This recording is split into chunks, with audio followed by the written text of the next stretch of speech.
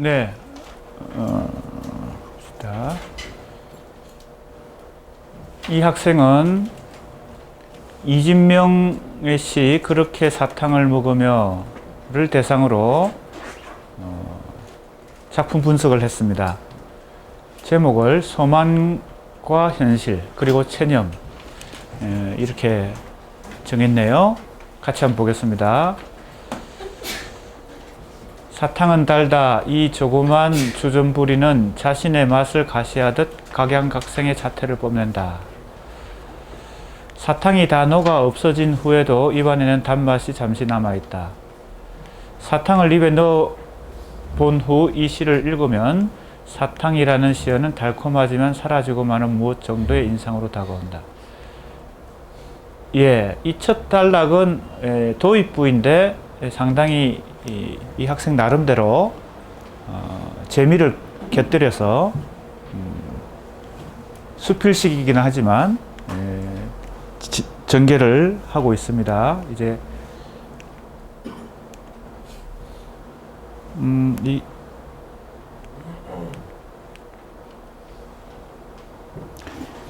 그 다음 단락부터가 이제 분석인데요. 이 시는 1년부터 6년 그리고 제목까지 사탕이라는 소재를 중심으로 시상이 전개되는데 시간의 흐름과 함께 나아가는 시인의 생각으로 진행되고 있다. 예. 보통 여기서 시인이라고 말하는 것은 우리가 그동안 공부했듯이 작품 속에 말하고 있는 사람, 반드시 시인과 동일시하는 것은 좀 오류가 있을 수 있으니까 화자라고 하는 것이 조금 더 구분하는 것이 좋겠다. 이렇게 코멘트를 다 해놨습니다. 예. 오늘 이렇게 같이 읽어보는 학생들 과제물뿐만 아니라 모든 학생들 과제물에 첨삭을 했습니다. 코멘트를 장점과 단점에 대해서 이렇게 지적을 했으니까, 코멘트를 했으니까 각자 나중에 과제물을 돌려줄 거예요. 그러면 그걸 보고 코멘트를 좀 참고해서 도움이 되면 좋겠습니다. 1년에서는 자신의 처지를 되돌아보던 화자가 사탕이 먹고 싶다는 생각을 한다. 이 사탕은 백지라는 이미지로 형상화된 완전한 행복이 없는 공허한 현재를 행복으로 채우고 싶은 화자의 소망을 비유한다. 네. 사탕은 백지와, 그죠? 대립 개념을 이루고 있죠. 백지와 같이 창백한 혹은 무미건조한 이 현재의 삶에, 현재의 일상적인 삶에 사탕이 먹고 싶다라는 소망을 얘기하고 있습니다. 사탕은 상징적인 의미를 갖고 있겠죠.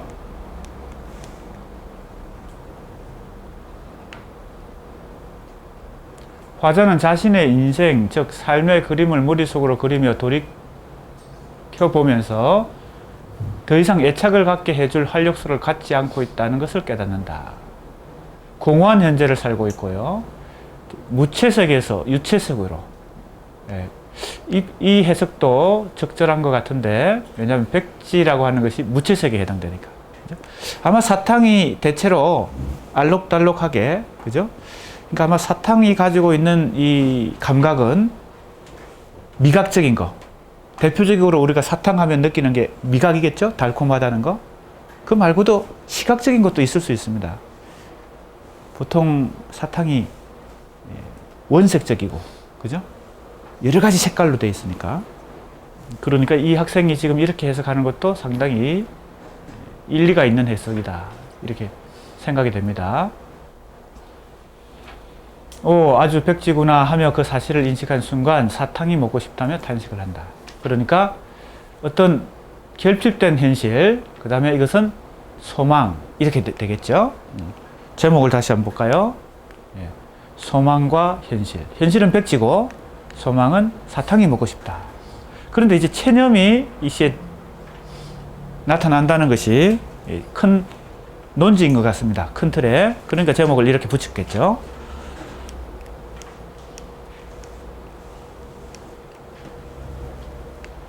하지만 다음 행에서 그는 정말 단지 사탕을 먹고 싶은 것인가 의문이 생긴다. 그 단맛은 한순간일 뿐 사탕은 사라진다. 1년의 마지막에서 화자, 여기서는 화자라고 쓰고 있네요. 기향하고 싶다. 이 사탕과 기향이 그죠? 만나면서 이 사탕의 의미가 단순하지 않다는 걸 알 수 있죠. 과거로 돌아가는 거. 그것과 관련된다. 소망이라고 얘기합니다. 글자 사이마다 찍은 쉼표는 기향에 대한 욕망이 한순간의 변덕이 아니라 화자가 계속 가져온 강렬한 마음이다. 이게 요걸 얘기하는 거겠죠? 그냥 기향하고 싶다라고 말하지 않고 이렇게 쉼표를 각각 찍었단 말이에요. 그만큼 이 강조점을 뒀다고 볼 수 있습니다. 그래서 이 분석이 이 쉼표 하나에 대한 어떤 효과, 그죠? 이러한 형식적 특성, 기법적 특성에 대한 효과를 잘 분석했다라고 칭찬을 했습니다. 그래서 기향은 단순한 공간적인 이동이 아니고 고향으로 가고자 하는 게 아니고 그죠? 시간적인 기향이다. 아마 그런 해석인 것 같습니다. 이연에서 그는 자신이 몇 알의 사탕 살 돈도 없는 지 오래라고 했어요. 참말 거짓말 같이라는 표현으로 운을 뗀다. 그래서 사탕이 가진 속뜻을 알게 된다. 빈곤한 처지, 가난하다는 상황이 아니고 화자의 소망을 이룰 수 없는 상태. 이 해석도 적절한 것 같아요. 사탕 살 돈이 진짜 없겠습니까? 사탕이 얼마 하겠어요? 그러니까 사탕 살 돈이 없다는 것은 마음이 빈곤하다.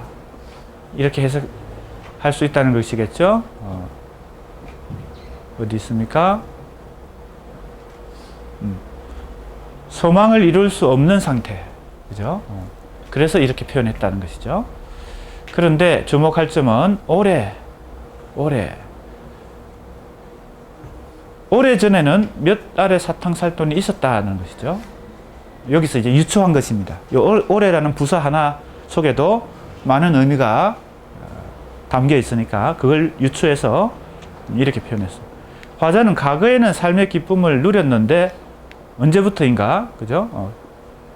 그걸 누릴 수 없는 백지와 같은 삶을 살고 있다는 것이죠. 1년에서 그가 원하던 기향은 과거로의 기향을 함축한다. 안과 밖은 무엇을 암시하는가? 시간만이 진행하는 행복을 소망하지만 그럴 수 없는 자신의 처지를 화자의 내면을 가리키고 내면에서 진행되는 것이 시간뿐이다.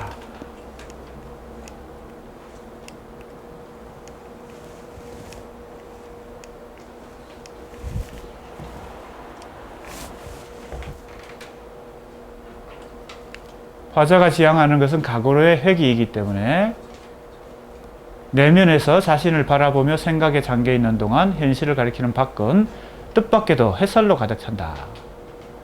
햇살은 따스함과 벅참이라는 이미지를 갖는데 이를 거부한다.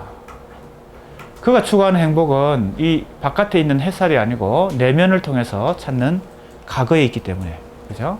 과거의 기향이 뜻하는 것은 과거로의 핵이겠죠. 행복은 과거에 있기 때문에 그에게 현실의 행복은 불완전한 행복이다.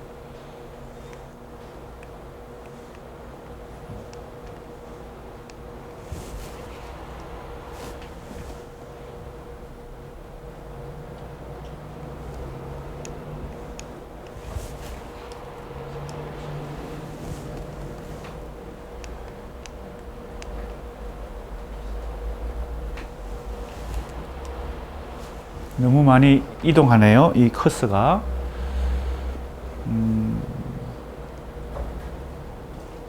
그래서 현실에서 얻을 수 있는 행복만으로 만족 못한다. 손가락 뼈들이 투명하게 비쳐 보이기 시작했다. 이 구절이 나오죠. 그가 즉 공허한 현실을 넘어 안으로 대조되는 내면의식을 바라봤다. 예, 이 해석도 이 학생 나름대로 상당히 세밀한 부분 해석을 하고 있습니다. 이런 구절이 나오는데 손가락 뼈들이 투명하게 비쳐 보이기 시작한다. 이건 내면을 지금 바라보고 있다. 내면을 바라보는 걸 주로 뭐라 그래요? 우리가 하나의 단어로 꿰뚫어 보는 거. 겉으로는 안 보이지만 속에 있는 거 보는 거. 투시죠, 투시. 지금 이 시선이 투시적 시선. 내면에 있는 것을 바라보고 있는. 그 다음에 화자가 바라보고 있던 내면의 의식, 집게와 쇠갈고리 같은 손가락 뼈는 힘없이 떨어진다. 이게 이제 3년에 나오는 것이죠. 아마 우리 교재에 나와 있는 부분 말고 전체를 지금 대상으로 하고 있기 때문에 이런 3년에 이런 표현이 나오는 것 같습니다. 그래서 그런 소망을 사탕이 먹고 싶다라는 것은 아직 실현되지 못했겠죠. 그러니까 먹고 싶다라고, 그죠? 소망을 표현한 거겠죠. 현실에서는 이것이 소망이 이루어지지 않는다는 거겠죠. 그래서 아까 제목에서 체념이라고 말한 것은 그 때문입니다. 햇살이 무릎 위에 앉아도 화자는 거부하지 않고 1년과 2년의 내용을 떠올려 봤을 때 잠깐의 행복을 원하는 것이 아니라 지나가버린 행복을 완전히 되찾고 싶다. 과거의 고향이 있기 때문에 고향으로 돌아가더라도 기항하고 싶다는 마음은 사라지다. 그러니까 이 고향으로 돌아간다는 것은 공간적 이동이겠죠. 그런데 이 화자가 지금 원하는 행복은 시간적 이동에 있기 때문에 결국 그가 체념을 하고 자신의 진정한 소망을 이룰 수 없는 현실을 받아들이기로 했다. 그것이 이제 3년에 나오는 이런 표현이란 것입니다. 다음 순간 화자는 햇살이 가냘피 가리키는 연필꽂이 통 속에서 동전 몇 잎을 발견한다. 이제 그에게는 돈이 있다. 그가 속으로 갈망하던 기양에 대한 소망을 포기하자 현실 속에 있는 한순간의 행복을 비유하는 사탕을 살 수 있는 돈이 생겼다.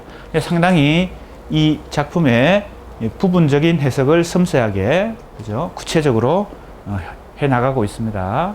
꼼꼼히 하고 있었어요. 장점이라고 볼 수 있겠습니다. 다음, 4연 5연 각양각색의 사탕을 바라본다. 화자는 백지의 큰 입에 색색의 사탕을 넣어 달라고 말한다. 소망을 포기했음에도 여전히 삶의 기쁨을 불어넣기를 바라고 있다.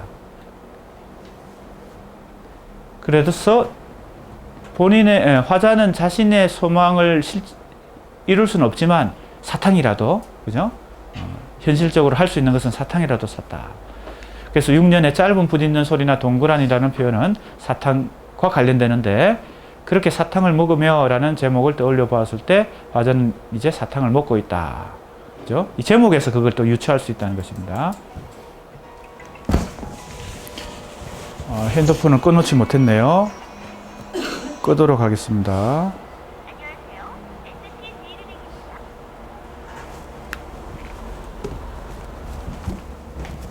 그러나 마지막 세 연에서 드러나는 것처럼 화자는 그렇게 사탕을 먹으며 과거를 추억하고 있지만 그 잠깐 동안 느낀 행복은 그 사탕의 단맛과 함께 결국 사라질 것이다. 이제 그에게 먹고 있는 사탕은 부스러지는 백지의 감사인 빨간 거짓말로 비유된다. 예, 이 작품의 이 마지막 부분에 이런 빨간 거짓말이라는 표현이 나오기 때문에 계속 그렇게 지금 꼼꼼한 해석을 시도하고 있습니다.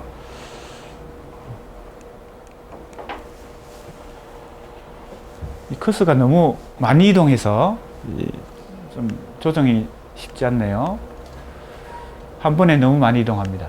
시인이 시의 마지막에 와서야 공허함 속에서 먹는 사탕을 거짓말이라는 표현으로 비유한 것은 그것이 화자에게 잠깐의 행복을 이룬 것과 같은 착각을 주지만 사라져 버리고 말 것이다. 그래서 크게 세 가지, 그죠? 세 가지 관점에서 이 작품 한 편을 분석했습니다. 의미로 보면 제목이 잘 보여주죠? 창백한 현실, 그 다음에 소망, 세 번째는 체념인데, 이 시 한 편의 의미를 그렇게 요약한 것이고, 본문 속에서는 구절마다 꼼꼼히 해석을 했다고 볼 수 있습니다. 그래서 이런 총평을 했습니다. 장점이 있고요. 섬세한 해석, 그리고 적절한 유추의 방법, 앞에서도 언급이 됐는데요. 분석 능력이 뛰어나다. 내용 해석에 비해 형식 특성에 대한 분석은 조금 부족하다. 이거는 이제 약간의 아쉬움을 이렇게 제시했습니다. 조금 더 형식 분석도 좀 더 했으면 좋겠다. 이제 내용은 상당히 자세히 분석했는데, 예, 그런 총평이었습니다. 그 다음 두 번째로 넘어갑니다.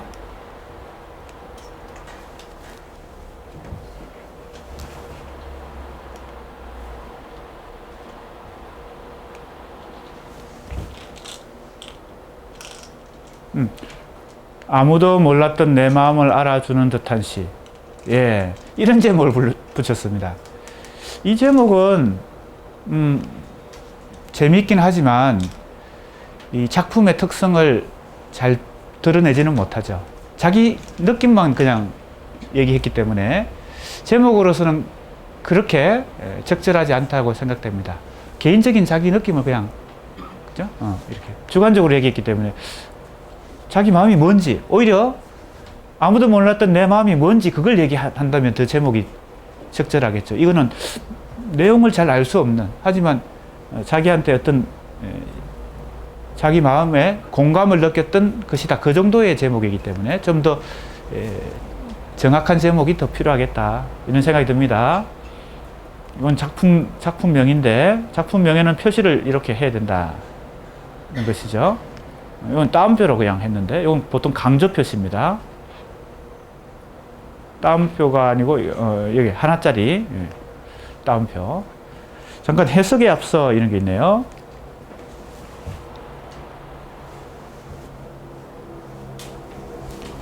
이걸 조교가 좀 도와주는 게 좋겠네요. 여기는 이동이 너무 크게 움직여 가지고 조금 수동으로 조금 도와주면 좋겠습니다. 할 수 있죠. 네. 1. 뒤에 학생들도 보입니까? 네. 해석에 앞서 전적으로 독자의 몫이다. 상황과 의미를 다르게 볼 수도 있고 다르게 받아들일 수 있기 때문이다. 시의 해석은 주관적일 수밖에 없다. 그래서 항목을 주관적 해석으로 정했다. 이렇게. 그래서 이번에 시의 주관적 해석 이렇게 돼 있네요.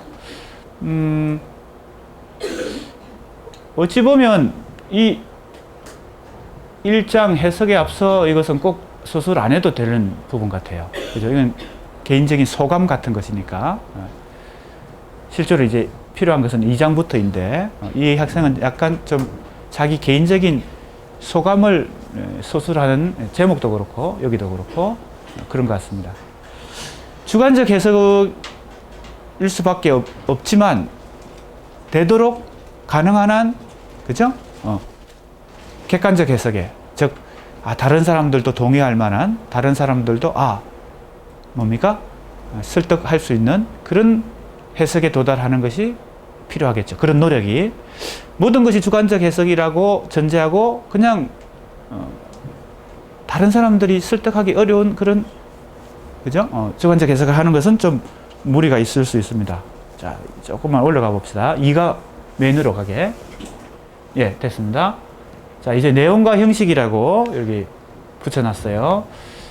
1년 일행에서 불현듯 추억이 나를 찾아와 라는 말이 이제 시작되는데, 불현듯, 이 부사, 무의식적 행위를 나타낸다. 그렇죠? 불현듯은 무의식적이다. 내가 의식을 하고, 그죠? 계획적으로 생각해낸 게 아니고, 불현듯, 그죠? 무의식적인 것이죠. 그리고 그 기억의 길엔 화자가 그리워하는 대상인 고향, 어머니, 한 여자가 있다. 눈물로 안경이라는, 그죠? 이 대상들의 눈물로 안경이라는 시각적 매개체를 만들어. 그죠? 시각적 매개체. 이것도 좋은 분석이라고 여기 코멘트를 달아놨습니다. 안경은 어떤 이미지냐, 어떤 시적 역할을 하느냐, 어떤 기능을 하느냐, 매개의 역할을 한다. 그런데 그냥 매개가 아니고 시각적 매개다.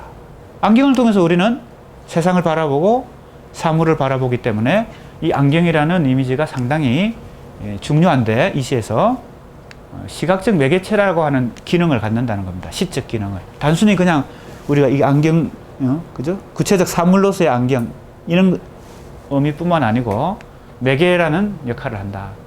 그래서 효과적으로 과거를 해상하게 한다는 거죠. 안경을 통해서. 이연에서 기억 속에 살고 있는 고향집 대추나무의 꽃을 보고 싶다. 진짜 보고 싶어하는 대상은 도취되어 강조되는 나를 버리고 시집간 그 여자와 서해다. 이때 서해는 그 여자의 눈동자가 되어, 즉 그 여자와 정신적으로 완전히 합일되어 바라보던 서해다. 그죠? 그 서해를 아마 그 여자와 같이 바라봤겠죠. 근데 이렇게 표현했어요. 시에서 그 여자의 눈동자가 되어 바라보던 서해라고 그랬어요. 내가 그 여자의 눈동자가 되어서 바라봤다. 나와 그 여자의 그죠? 시선이 완전히 합일해서 합체되어서 서해를 바라봤다. 아마 우리 학생들, 수강생들도 다 그런 경험이 있을 겁니다. 연애를 하는 과정에서는 그죠? 낙엽 하나도 그죠? 나 혼자 보는 게 아니죠. 그죠? 그 사람과 같이 보는 거니까. 이런 표현을 효과적으로 했다는 것이죠. 하지만 그 여자는 지금 결핍된 상태고, 문장이 조금 부정확합니다. 그죠? 그 여자가 결핍된 상태다. 이 말은 정확한 표현이 아니죠. 그죠? 그 여자는 화자에게 있어서 결핍된 상태라고 하든지 뭐 이렇게 조금 더 정확하게 표현해야 될 것 같습니다. 2연에서 그리움의 대상은 그 여자로 귀결된다. 3년에서는 어머니에 대한 그리움이 주된 정서다. 뭉클 엉덩이의 감촉은 어머니의 모성, 포근함을 나타내는 단어로 연을 시작한다. 시간을 의미하는 계곡에 흐르던 옛 일을 학털구름도 더듬으며 회상한다. 옛 일을 학털구름도 더듬으며 회상한다. 그런데 학털구름은 계곡의 흐름과 상관없이 거꾸로 흐를 수도 있다. 즉 학털구름은 시간의 흐름과 무관한 회상을 의미한다. 이와 동시에 화자도 어머니를 회상한 걸로 보아 어머니는 이미 돌아가신 듯하다. 이 유추를 하고 있는데 이와 동시에 화자도 어머니를 회상한 걸로 보아 어머니는 이미 돌아가신다. 그래서 화자는 어머니가 지금 무슨 밭을 메고 있는지 모르는 듯하다. 못난 자식 생각의 실험개오와 일순 호미날에 감자가 찍혔는지 라는 두 행에 화자의 자괴감이 드러난다. 감자가 찍힌 것을 어머니의 죽음으로 지금 해석했어요. 이게 어떻게 이런 해석을 했는지 아마 1장에서 그래서 주관적 해석을 하겠다고 한 것 같습니다만 요 코멘트를 좀 볼까요? 예, 굉장히 이 코멘트는 긍정적으로 코멘트를 했습니다. 이 주관적 해석이지만 독창적인 해석이다. 개인적인 생각이지만 학털구름이 계곡의 흐름을 따라 과거를 회상하는 시적 화자의 생각을 투영한 대상으로 이렇게 상당히 뭐라 그럴까요? 적극적인, 그죠? 보통 이렇게 해석하기 쉽지 않은데, 그리고 어머니는 돌아가신 것이 아니라 자식과 떨어져 밭농사를 지으며 살아가는 것으로 이해할 수도 있다. 그러니까 이 부분에서 이렇게까지 해석하는 것이 과연 가능할까 하는 코멘트도 좀 했습니다. 그 다음에 호미날에 감자가 찍혔다는 것을 자식 생각에 밭일에 집중하지 못하는 어머니의 마음을 표현했다고 이해할 수도 있다. 뭐 해석은 이제 다양할 수 있겠죠. 이 학생은 아주 독창적인 해석을 하고 있습니다. 뭐 반드시 문제가 있다 이렇게 내가 코멘트하지 않았고 독창적인 해석이라고 긍정적으로 코멘트했습니다. 4연에서는 2, 3년에서 다루었던 감정을 고조시킨다. 일행의 아카시아 꽃 향기는 그 꽃말에 따라 정신적 사랑을 가리킨다. 아카시아 꽃향기를 또 꽃말로 해석을 했습니다. 이 후각적 심상으로 피라는 육체 촉각적 심상을 적신다. 그리고 어머니 눈물 한 방울로 나에게 확장시켜 온 세상을 적신다. 따라서 두 대상에 대한 그리움이 최고조로 심화된다. 그래서 이걸 공감각이라고 봤는데 아카시아 꽃향기 그 다음에 이걸 적신다 이랬으니까요. 이 부분도 좀 봅시다. 예, 이것이 후각적인 것을 촉각적으로 표현했기 때문에 공감각이다. 그래서 그리움이 고조된다. 여기서 조금 더 나가서 어떤 효과가 있는지 조금 더 구체적으로 분석을 하면 더 좋을 것 같다라고 코멘트 했습니다. 물론 이렇게 하는 것도 좋지만 더 발전시킬 수 있다는 겁니다. 5연에서 역설적으로 혼자 나가 그 여자와 그 바닷가를 걷는다. 엉망으로 취해 바닷가에서 술을 마시면 그 여자를 해상한 듯하다. 그리움의 대상인 고향 어머니 당신을 풀숲으로 대응시키며 하나로 집약한다. 풀이라고 하는 이 대상으로 이 그리운 대상 셋을 다 수렴한다는 거죠. 결국 고향에 대한, 모성에 대한, 그녀에 대한 그리움은 하나로 모인다. 수렴된다. 그리움의 대상이 눈물로 만든 안경. 시의 뒷부분에서 넘어갑시다. 과 모성을 상징하는 탯줄, 그죠? 은 각각 잊어버리고 썩었다. 완전한 결핍인 것이다. 문장을 조금 자연스럽게 좀 구사하면 좋겠어요. 여기 우리말 문장이 약간 전체적으로 좀 부자연스러운 부분들이 곳곳에 나옵니다. 그럼에도 불구하고 화자는 자신이 지금 무엇을 보고 있는지, 무슨 풀꽃을 피웠는지 자조적인 말투를 말한다. 예, 자조적인 말투다. 어조죠, 말투. 어조, 즉 말투를 분석하고 있으니까 이것도 상당히 섬세한 분석, 형식 분석에 해당됩니다.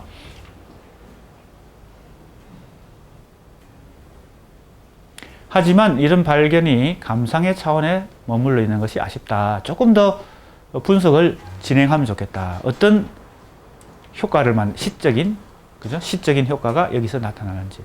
아쉬움을 좀 표현했습니다만, 이렇게 어조에서도, 어조 분석하는 것도 좋았다. 이렇게 생각합니다. 이 때문인지 육행에 아라는 짧은 감탄사가 강한 탄식이 터져 나오는 듯하게 느껴진다. 3. 해석의 배경에 대한 탐구. 이런 해석을 하게 된 이 분석자의 배경까지 지금 서술하고 있습니다. 내가 왜 이런 해석을 하게 되었는가?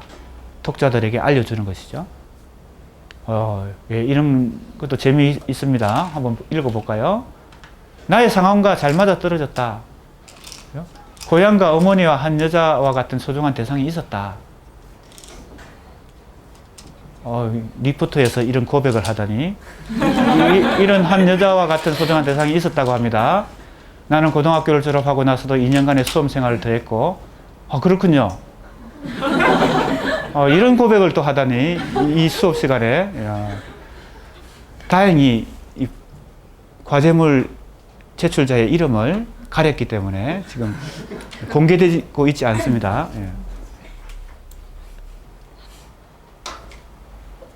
소중한 대상들이 떠났어요. 그래서 목표를 이루면 모두 잘 된 것이라 해서 다독거렸는데 결과를 이루고도 후회와 아쉬움, 죄책감 봅니다. 아마 이 작품이 이 과제물 제출한 수강생에게 굉장히 공감을 준 작품인 것 같습니다. 그래서 죄책감도 있었다는 겁니다. 그 대상들의 부재 앞에서 시간을 되돌리고 싶었다라고 얘기하고 이 시를 그렇게 해석한 어떤 배경을 얘기했다. 그리고 이 작품이 자기한테 공감, 감동을 줬다. 코멘트 여기 또 몇 가지 달아놨네요. 총평을 한번 보겠습니다. 시를 자신의 경험에 비추어 보고 한연, 한행, 세심하게 분석한 것이 돋보인다. 형식적인 특징도 잘 분석했지만 조금 더 나아가면 좋겠다. 약간 감상에 그치는 면이 있다. 이렇게 코멘트를 했습니다. 잘 읽어봤고요. 대체로 지금 여기 같이 읽어보는 작품들은 좋은 점수를 받은, 좋은 평가를 받은 작품들입니다. 밤의 용서라는 말을 들었다. 이것은 시 제목이고요. 이제 이 글의 제목은 잔잔하게 흘러가는 바다, 용서 이렇게 붙였어요. 예, 뭔가 좀 뭐라 그럴까 여운이 남는 그런 제목을 붙인 것 같습니다. 반구의 작품을 먼저 제시하고 도입부를 그죠? 도입부의 반고의 작품을 반고의 작품에 바다가 등장하는데 프랑스 남부 해안 생트마리를 배경으로 하는 생트마리 바다 위의 보트, 생트마리의 바다 풍경 이 대표적인 사례다. 예, 이 사진을 이렇게 붙여주면 더 좋았을 텐데, 그죠? 예. 시각적인 효과까지 보여줬을 텐데 보통 우리 수강생들 그리고 나도 이 그림이 언뜻 이게 잘 연상이 안 되기 때문에 딱 이렇게 붙여주면 더 멋있을 것 같습니다. 바다는 우리에게 다양한 모습을 보여준다. 무섭기도 하고 영롱하게 반짝이기도 하고 잔잔하게 흘러가기도 한다. 바다를 그래서 우리는 특정한 이미지로 규정 짓지 못하는데 바다의 모습을 고흐는 담담한 분놀림을 통해 투박하지만 솔직하고 정성스럽게 표현했다. 고흐의 작품들이 이진명의 시 밤의 용서라는 말을 들었다와 많은 점에 담아 있을 수 있다. 이런 생각을 했다는 겁니다. 이 작품을 읽으면서 마음의 동요를 겪는 분노를 경험할 때 사리분별을 잃고 흥분하지만 한없이 편안하기도 하다. 시도 때도 없이 변하는 마음이라는 바다를 이진명 시인은 담담한 어조로 은은하게 표현해내고 있다. 예, 이 마음을 담담한 어조로 표현했다. 이것이 이제 이 첫 단락의 도입부의 요지인데 누가? 이진명 시인이 마음을 담담하게 표현했다. 자, 그것이 이 작품에서 구체적으로 어떻게 나타나는지 봅시다. 시는 전체적으로 나라는 1인칭 화자가 이끈다. 네. 그것은 사실이죠. 그죠? 시의 현상으로, 겉으로 드러난 사실, 현상적 사실이죠. 사실을 발견했으면 거기에 어떤 분석을 하거나 해석을 하거나. 알겠습니까? 예. 그냥 사실로 그치지 말고, 효과를 한번 찾아보라. 이것이 이제 코멘트입니다. 더 발전시킬 수 있다는 겁니다.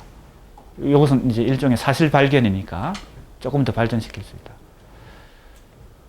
나는 공간적으로는 숲속 나무에 묶여 있다. 시간적 배경은 한밤중이다. 짐승의 울음소리뿐이고 어둡고 음울한 분위기다.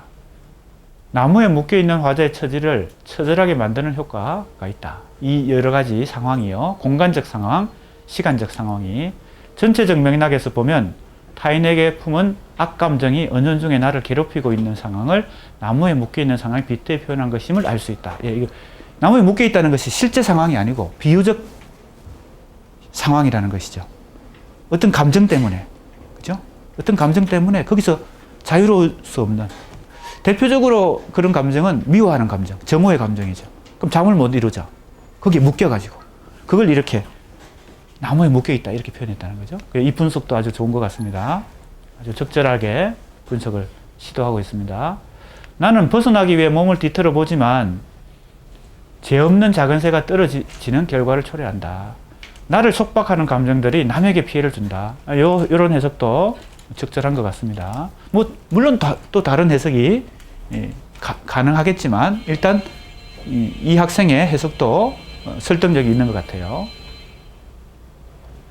나는 나를 나무에 묶어놓은 자가 누구인지 더 이상 생각하지 않고 작은 새 놀란 숨소리 가라앉는 것에만 신경을 쏟는다.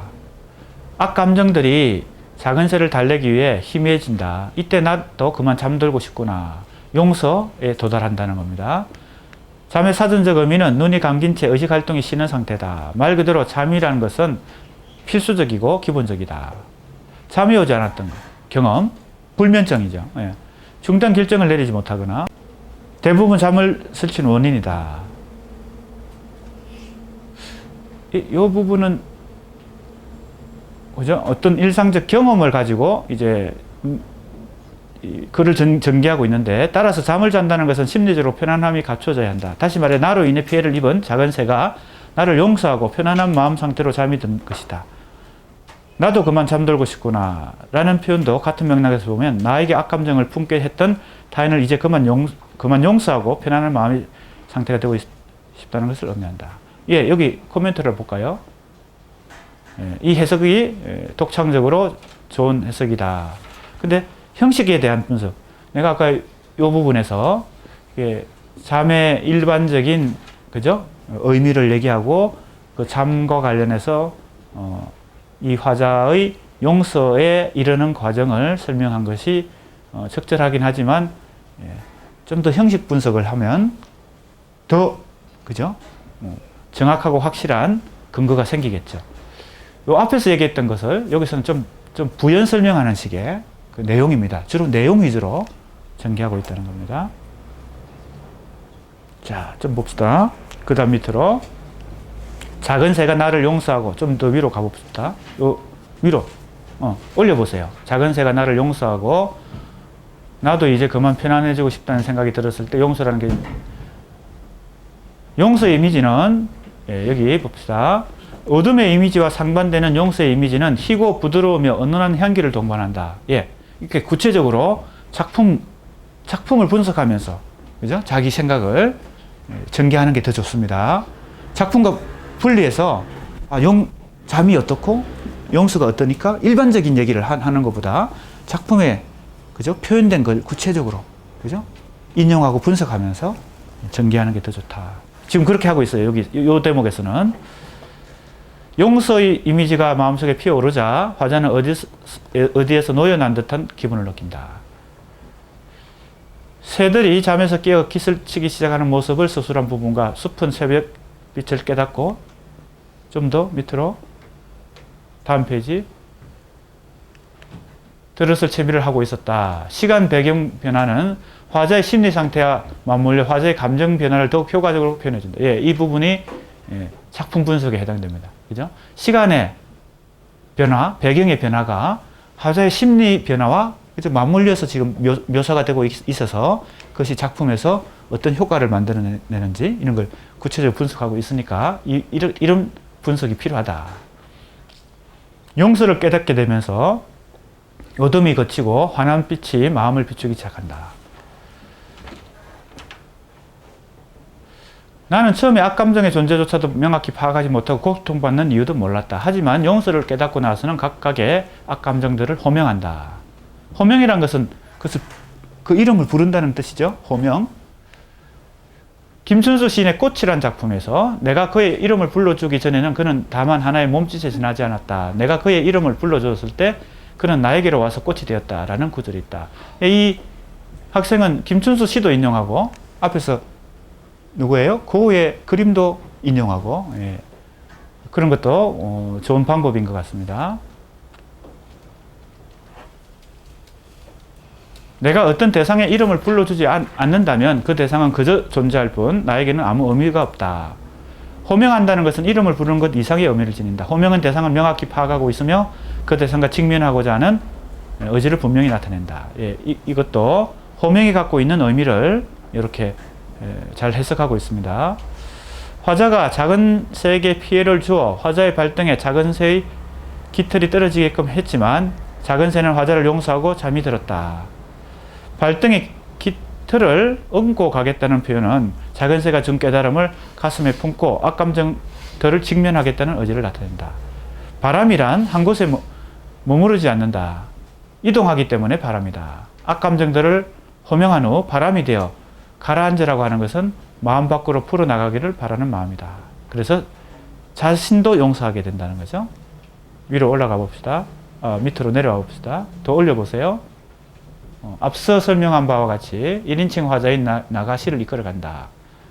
의식과 감정의 변화를 적나라하게 드러낸다. 그렇죠? 1인칭 화자가 등장해서 의식과 감정의 변화를 적나라하게 드러내는 것에 적합하죠. 그죠? 1인칭 화자가 등장하기 때문에 감탄사도 활용할 수 있고요. 1인칭이기 때문에 또 도치를 구사한다. 이 후반부는 작품 형식 분석을 잘하고 있는 것 같습니다. 전반부에 비해서. 또 도치가 일어난다. 주변 환경에 대한 묘사와 심리 묘사를 구분 없이 그걸 섞어서 하기 때문에 어떤 시적인 효과가 생긴다. 이거 너무 분리해버리면 뭐요? 너무 단순해지죠. 주변 환경 묘사와 심리 묘사를 결합했기 때문에 이 시가 좀 더 시적인 느낌을 준다. 그래서 감정이입을 할 수 있는 만큼 장점을 갖고 있다.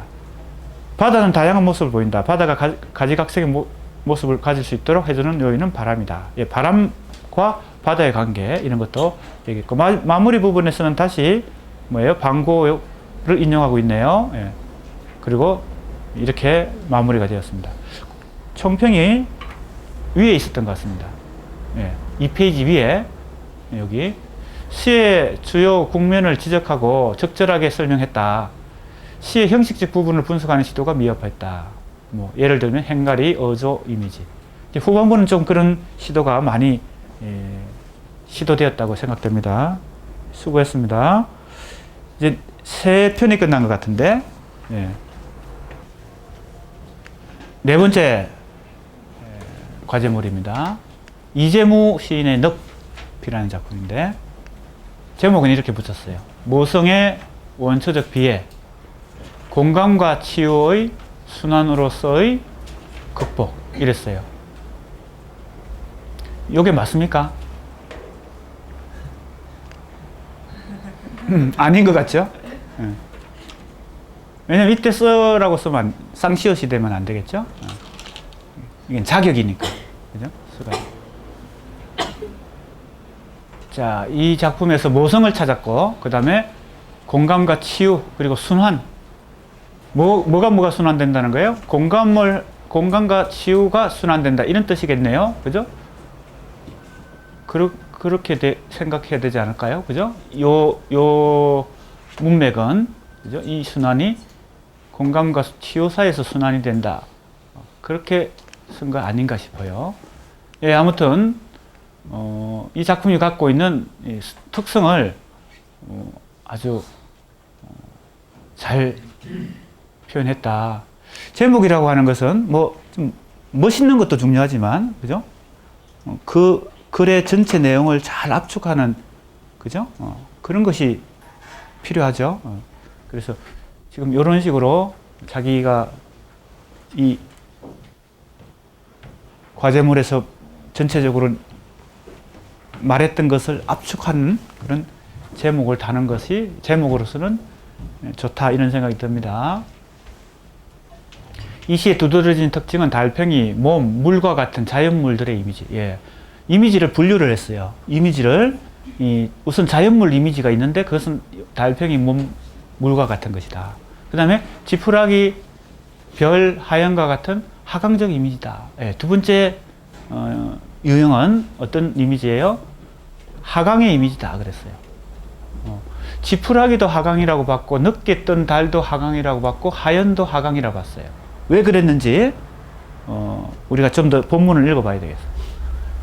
이미지를 활용하여 여성으로 상징되는 폐허의 늪의 전경을 삼자의 시선으로 덤덤하게 묘사하고 있다. 이게 이제 이 시의 큰 특징이라고 보고, 아마 그 이후에 이건 아주 뭐예요? 전체 결론을 먼저 얘기하고 그 다음에 차례차례 상수를 하고 있는 것 같습니다. 코멘트를 좀 볼까요? 조금 더 미적 효과에 대한 탐구가 더 진행되면 좋겠다. 왜냐하면 이런 형식적 특징을 찾았으니까. 한 줄 띄어 쓰지 않아도 됩니다. 이렇게 돼 있어요. 여기 띄어서 이건 뭐 중요한 코멘트는 아니니까. 처음에 늪은 그녀이자 달팽이로 묘사된다. 그녀에게 집은 휴식과 안락을 위한 공간이 동시에 평생을 짊어져야 될 짐이다. 그죠? 달팽이에게는 그렇겠죠. 근데 이제 이 시에서 달팽이가 그녀를 달팽이에 비유했거나 혹은 달팽이를 그녀에 비유했거나 결과는 마찬가지인데, 한 인간에게도 달팽이에게도, 그죠?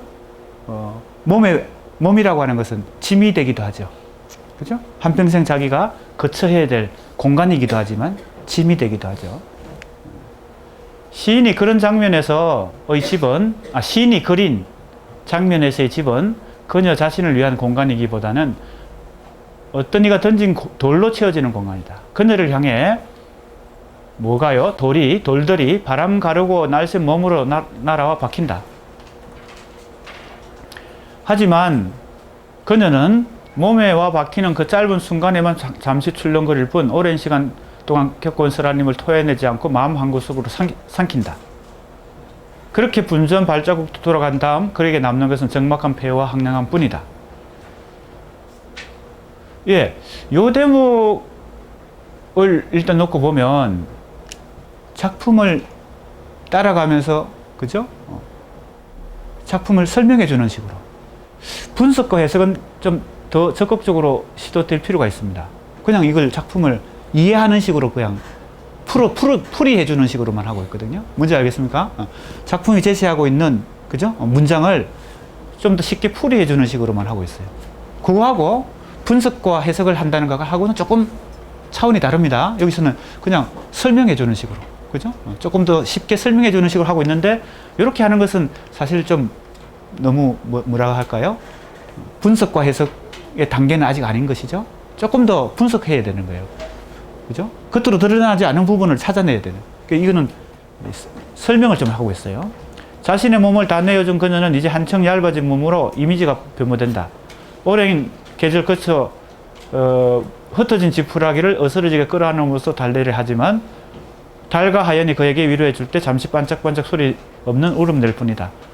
그것만으로 충분한 위안을 받으며 적막한 밤의 시간 속에서 몸과 마음을 치유한다. 예, 몸과 마음을 치유한다. 이런 것은 이제 해석이죠. 그죠? 이제 그냥 그 문장 풀이식으로 많이 지금 중심이 되고 있는 것이 좀 아쉬운 점이고, 이제 이런 해석을 더 적극적으로 하거나 분석을 좀 통해서 숨어 있는, 그죠? 겉으로 노출된 것 말고 숨어 있는 걸 찾아내는 거, 이런 시도를 더 해봐야 되겠어요. 더 많은 것들을 받아들이기 위해 자신의 몸을 더 크게 벌린다. 다른 이에게 몸을 내어줄 각오를 다짐한다. 그녀는 자신의 몸을 분주한 다른 이에게 내어주고 정작 자신은 폐허가 되었음에도 슬픔을 토로하거나 원망하는 존재가 아니다. 삼자의 덤덤한 시선으로, 자, 이게 이제 중요한데, 이런 것이 이제 일종의 시적 어떤 형식이잖아요. 시적 기법이잖아. 그죠? 이러이러한 내용을 이런 것으로 표현했으니까 이게 시의 형식이고 기법인데, 왜 삼자의 덤덤한 시선으로 투영해서 얻어지는 어떤 특별한 이런 장치를 통해서 얻어지는 효과나 특성이나, 그죠? 기능이나 이런 것들을 더 적극적으로 서술을 해야 이게 분석이 되는 거죠. 알겠습니까? 분석과 해석이 되는 것입니다. 이 학생은 이제 이런 걸 발견하긴 했는데 너무 여기서 더 전개를 못하고 있는 것 같아요. 이 부분 볼까요? 늪의 이미지들은 달팽이 몸에서 그녀의 집으로 희생과 포용의 정신 아래 정렬된다. 몸 전체를 삶의 버거움으로 가득 채운다. 막연했던 고통은 육체를 의미하는 몸으로 실체화되고 현실성과 구체성의 감각을 획득하며 독자들에게 전달된다. 희생의 고통은 더 큰 공감의 동력을 얻으며 물로서 몸집을 키우고 밤으로부터 치유의 힘을 얻음으로써 계속 커지게 된다. 코멘트를 좀 볼까요? 분석력이 탁월하다. 이미지의 변모와 확장을 중심으로 자연스럽게 글을 전개해 나가는 능력이 돋보인다. 장점은 여기서 코멘트 했습니다. 상당히 그 의미를 추적해서 자연스럽게 해석을 진행하는 장점을 갖고 있어요. 근데 이제 아까 얘기했지만 좀 더 분석과 해석이, 형식에 대한 분석과 해석을 통해서 더 한 번 더 발전시킬 필요가 있다. 희생과 포용의 정신은 늪의 이미지를 관통하는 또 다른 속성인 소외와 결합되어 있다. 그렇죠? 늪은 소외의 의미와도 관련되어 있다. 늪은 호수, 강, 바다와 같이 인적이 붐비는 곳이 아니고 희생, 포용, 여성성이라는 물의 속성을 가지는 동시에 질척한 토사와 우거진 식물들로 특유의 자연적 이질감을 형성한 소외의 땅이다. 예, 이런 해석도 상당히 독창적인 해석이다. 이렇게 보여집니다. 늪을 좀 더, 그죠? 구체적으로 이런 의미가 있다라고 해석해내고 있습니다. 늪의 이미지는 소외, 희생, 포용의 속성을 공유하는 달팽이, 몸과 같은 자연물들의 이미지에 덧대지면서 시 전체로 적막과 공허함을 가득 채운다. 그래서 여성성의 정점인 모성의 비애로 성화된다. 예. 의미를 추적해 나가는 이 능력이 아주 좋다. 이렇게 생각됩니다. 의미 위주로. 의미와 내용을 이렇게 연결해서 해석해 나가는 것. 그런 능력이 돋보입니다. 하지만 이 시는 단순히 모성의 비애를 조명하는 것에서 그치지 않는다. 시의 작가는 모성의 고단함을 위로해주는 존재들을 작중에 배치함으로써, 예, 모성의 비애만 보여주는 게 아니란 거죠. 그걸 위로해주는 존재들. 그게 대표적인 것이 이제 여기 나오죠. 별도 나오고, 산새우름도 나오고, 하얀 달도 나오고, 그죠? 그것을 이렇게 지금 제시합니다. 폐허가 된 그녀가 반짝반짝 울며 몸을 더 크게 열 수 있도록 오래 머물다 가는 존재로서 이 비애를 위로해주는 이미지를 제시했다. 즉 시는 이 시를 통해 모성의 일방적 소외와 희생, 포용의 아픔이 주체간 능동적 공감과 치유의 순환으로 상쇄되는, 상쇄란 말을 썼습니다. 소외와 희생이 상쇄되는 무엇을 통해서 포용 그리고 공감과 치유, 원초적 배의 극복을 제일의 가치로 세우고자 하였다. 그리고 나아가 이것이야말로 우리가 진정으로 받아들이고 추구해야 될 방향임을 늪과 늪의 상징물들의 이미지를 통해 의연하게 묘사함으로써 독자들에게 전달하고자 했던 것이다. 의연하게. 예. 이 화자가 어떤 어조로 말하는지, 그죠? 아까 앞에서 어조 얘기 나왔으니까. 예, 총평을 보겠습니다. 전체적으로 좋은 글이었다라는 것이고, 문장도 깔끔하고 전달력도 좋다. 예, 우선 문장이, 그죠? 정확한 문장을 잘 구사하고 있어서 부자연스러움이 별로 없어서 좋습니다. 그리고 꼼꼼한 해석, 이미지의 흐름, 내용 전개가 주로 돋보이는데, 이제 이런 형식적 특성에서 분석을 시도하는 것이 조금 이제 보충되어야 될 부분이다. 내용 전개는 아주 좋은 그런 과제물이었다. 내용 해석은 아주 좋았다. 이렇게 평가했습니다. 자, 그 다음 또 5번째 가봅시다. 이재모의 밤의 산책이라는 작품이네요. 제목이 어둠이 짖는 소리를 들었다. 예, 제목이 아주 뭐라 그럴까요? 제목 자체가 시적인 문장으로 되어 있는데 나름대로 솜씨를 발휘한 제목이라고 생각됩니다. 어둠이 짖는 소리를 들었다. 어둠은 빛의 반이어다. 빛을 통해서 시각을 획득하는데 어둠은 시각의 반이어다. 예. 밤은 공간에 어둠이 들어차는 시간이다. 밤이 깊어질수록 어둠의 밀도는 높아지고 시각은 그만큼 무력해진다. 사람은 사물을 인식하는데 다른 감각들보다 시각에 더 많이 의존한다. 이 문장이 아주 쉽고 간결한데 나름대로 문장의 묘미가 있는 그런 문장 전개, 문장 구사법을 쓰고 있는 것 같습니다. 이 학생은요, 나름대로 문장력이 개성적이에요. 너무 어렵지 않게 쓰면서 아주 쉽게 쓰고 짧게 쓰면서 단문으로 이렇게 나름대로 문장력을 구사하고 있습니다. 때문에 시각이 무력해지면 인식 능력이 약화되고 앞으로 다가올 상황에 대한 판단력이 불안정해진다. 위험을 암시한다. 길은 시각적이다. 길이 보이느냐 않느냐의 차이는 길의 의미를 결정짓는다.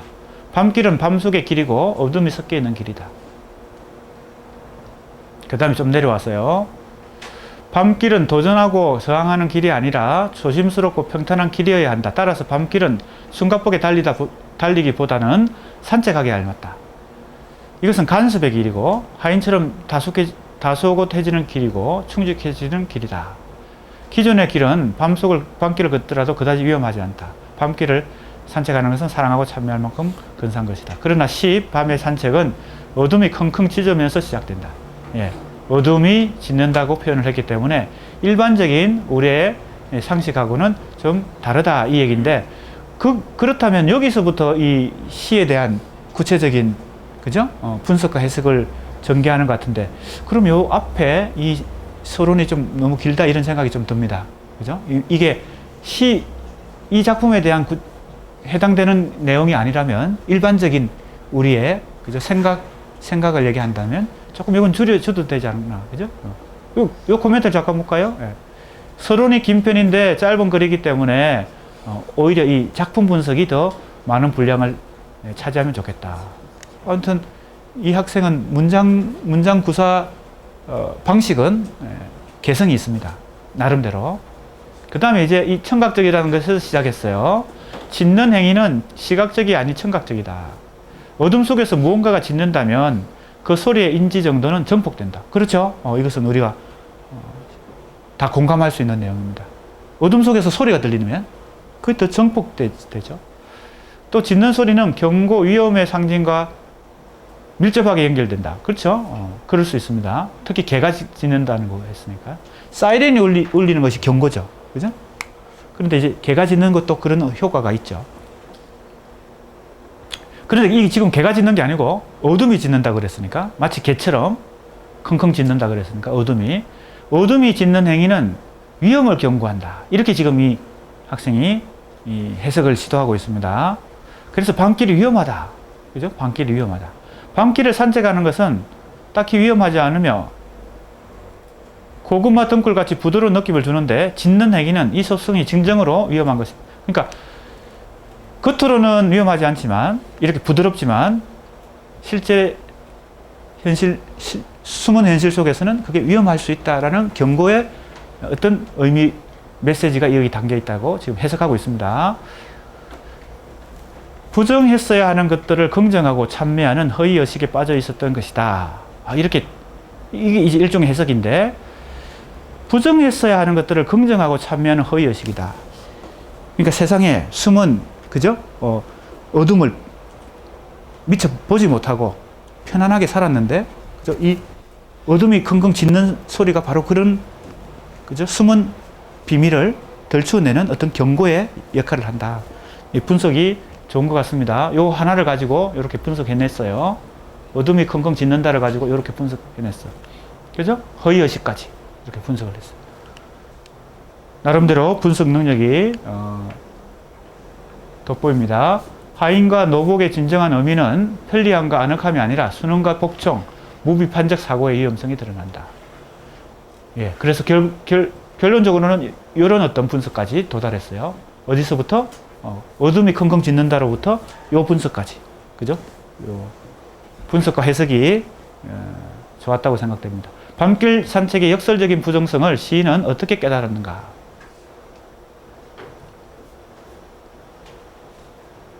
여기서는 화자와 시인을 크게 구별할 필요가 없다라고 일단 간주하고 그냥 시인으로 이렇게 봤다는 것인데 아무튼 이 학생이 이렇게 판단 하고 진행하고 있습니다. 그건 케이스마다 다르겠죠. 어떤 시는 좀 더 시인이 적극적으로 그 화자와 일치되는, 밀착되는 경우도 있고, 어떤 시는 화자를 아예, 그죠? 다른 인물로 설정하는 경우도 있겠죠. 그죠? 그러니까 그건 케이스마다, 작품마다 조금씩 다른데, 대체로 우리는 화자와 시인을, 완전 일치하는 것으로 보는 것은, 그죠? 작품을 좀 오해할 여지가 있죠. 아무튼 이 학생은 지금 여기서는 거의 일치한다고 본 것 같아요. 시인이 어둠이 짖는 소리를 들었기 때문이다. 짖는 행위는 듣는 행위가 수반되지 않으면 무의미해진다. 듣는 행위가 있었기 때문에 짖는 것이 들린다는 거죠. 이것은 듣는 것, 밤길에서 벗어나 그것을 의심하는 것이 아주 어려운 이유를 표현한다. 그죠? 누구도 눈 하나 깜짝하지 않는다. 그렇기 때문에 시인이 듣는 행위는 이 시에서 핵심적인 위치에 있다. 들을 수 있다는 것, 즉 문제로 의식할 수 있는 저항력이 시를 이끌어나는 근본 동력이며 이재무 시인의 날카로운 통찰력이다. 예, 아마 이 학생은 지금 여기서부터 여기까지 계속 어둠이 킁킁 짖는다에 초점을 맞춰서 그게 이 작품에서 아주 중요하다고 보는 것 같아요. 그러니까 이걸 집요하게 지금 여기서 여기까지 계속 지금 이 문제를 가지고 이 작품을 지금 분석하고 있습니다. 즉 문제로 의식할 수 있는 저항력, 이게 듣는 행위라는 거죠. 그것이 이 작품의 근본 동력이다. 그리고 이재무 시인의 통찰력이다. 그 다음 가봅시다. 그 다음 페이지. 어둠이 짙고 그것을 듣는 것과 마찬가지로 시를 추동하는 달님은 달이다. 이제 그 다음 얘기로 들어가죠. 첫 번째는 어둠이 짙는다는 것으로부터 분석을 주로 했고, 이제는 달에 대해서 분석합니다. 해가 낮에 빛덩어리라면 달은 밤의 빛덩이다. 빛은 시각을 이루는 근본 요소인데 달은 밤에 가장 밝은 빛을 내는 존재이다. 달은 강도 높은 시각적 이미지다. 예, 요런 문장의 전개도 상당히 그죠? 나름대로 문장 구사 능력이 돋보입니다. 아주 뭡니까? 차근차근. 그리고 문장이 그렇게 개념적이고 추상적이고 사변적인 어려운 얘기를 하지 않고 아주 쉽게 그리고 구체적으로 얘기하고 있기 때문에 독자들에게 설득력이 있는 문장입니다. 문장이 좋다고 생각이 됩니다. 구체적일수록 좋은 문장이고 정확할수록 좋은 문장이에요. 그죠? 그러면 반대로 나쁜 문장은 뭐예요? 사변적이고, 사변적이란 말 알죠? 구체적이지 못하다. 추상적이고 정확하지 못한 거, 대충 얘기하는 거. 문법도 잘 안 맞고, 이런 게 나쁜 문장이고, 이런 문장이 좋은 문장이다. 물론 이제, 뭡니까? 차원 높은, 그죠? 우리 학생들과는 다른 차원 높은 평론가들이나 또 교수님들, 그런 분들의 문장이, 그죠? 사변적일 수도 있고, 철학적일 수도 있고, 개념적일 수도 있죠. 그런 것하고는 이제 구별해서 지금 학생들의 문장 구사 능력의 차원에서 보면 그렇다는 겁니다. 구체적이고 정확할수록 좋은 문장이다. 그래서 이 학생은 좋은 문장력을 갖고 있다. 일단 그렇게 칭찬할 수 있겠습니다. 달은 어둠을 희석시키고 시각을 회복시킨다. 달이 시를 추동하는 힘. 첫 번째 추동은 이 청각적인 데 있었고, 이제 두 번째는 이 달이 갖고 있는 이 힘, 이 시에서 어떤 힘이 있는가. 어둠이 짖는 소리를 듣지 못하듯이 범인들은 달의 빛을 보지 못한다. 뻔뻔하고도 편리한 생각으로 밤길을 산책하고는 집으로 돌아갈 뿐이다. 하지만 달은 시인의 목을 당긴다. 시인은 떠있는 달을 스스로 인지하는 것이다. 그죠? 사실은 시인이 그걸 느끼는 거겠죠. 그 달의, 그죠? 빛을 감지하는 것이겠죠. 그런데 표현은 달이 시인의 목을 당긴다. 거꾸로 표현했을 뿐이겠죠. 이처럼 보는 행위의 능동적 저항성은 듣는 행위와 개를 같이 하여, 앞에서는 듣는 걸 얘기했고 이제는 보는 거 얘기하는 거예요. 청각적인 거 얘기했고 이제는 시각적인 거 얘기했고, 밤길에 대한 성찰을 순원과 무감각에 대한 반성으로 무감각에 대한 반성을 밀어붙인다. 시인은 먼저 회복되어가는 시각으로 자신의 현재상을 달에 투영시킨다. 달에 금이 가는 얼굴은 곧 시인 자신의 현재 모습이다. 금이 간 것은 빙판길에서 다쳤기 때문인데, 빙판길은 미끄럽고 부서지기 쉬워서 위험한 길이다. 빙판길은 밤길의 반이다. 예. 빙판길을 밤길의 반대말로 지금 해석했습니다. 밤의 얼굴과 표정이 전혀 낯설지 않다는 것은 시인 스스로 밤길에서 벗어나 빙판길을 걷기 위해 노력해서를 암시한다. 조금 더 내려와 볼까요? 동어 반복의 페이지, 생애 채무, 이런 것들은 바로 이런 의미를 갖는다는 거죠. 간섭, 화인, 노복과 같은 체념, 순응, 안락함, 그죠? 이런 것에 동화되어 가는 자신인데, 시인은 정신적 가치를 상실해 가는 반면 육체는 포만해 가는 스스로를 질타한다. 짖는 소리를 듣는 행위와 함께 달을 보는 행위를 통해 자성하고 각성하는 시인은 감각어보다 개념어, 추상어를 사용하면서 직접적으로 표출한다. 나라 안에서 생산되는 가십, 일용할 양식을 상의하는 전통. 이런 것은 구체적 이미지라보다는 이 시인이 일종의 개념어들을 그냥 사용하고 있죠. 개념어들을 사용하고 있어요. 감각적이고 비유적인 초중반의 전개와는 달리 직설적이다. 그래서 직설적이죠. 직설적이란 말은 의미를 그냥 제시한다는 겁니다. 이미지로 제시하지 않고. 시는 단편적인 사고에만 민감하지만 불합리한 사회 구조를 개선하려는 노력에는 정작 무기력한 세태를 시적 우회, 성을 줄여서라도, 그러니까 시적 우회성이라고 하는 게 이제 이미지로 표현하는 거죠. 근데 이미지로 표현하지 않고 너무 직접적으로 지금 직설적으로 의미를 그냥 제시하고 있으니까 그렇게라도 해서 강하게 비판하려고 했다는 것이죠. 자, 마지막으로 가볼까요? 총평입니다. 적절한 어휘를 구사해서 효과적으로 자신의 논리를 전개했다. 시의 주제를 단순한 측면은 있으나 각각의 시 구절에 대한 독창적인 해석이 돋보인다. 예, 전체적으로 좋은 발표문이었다고 생각됩니다.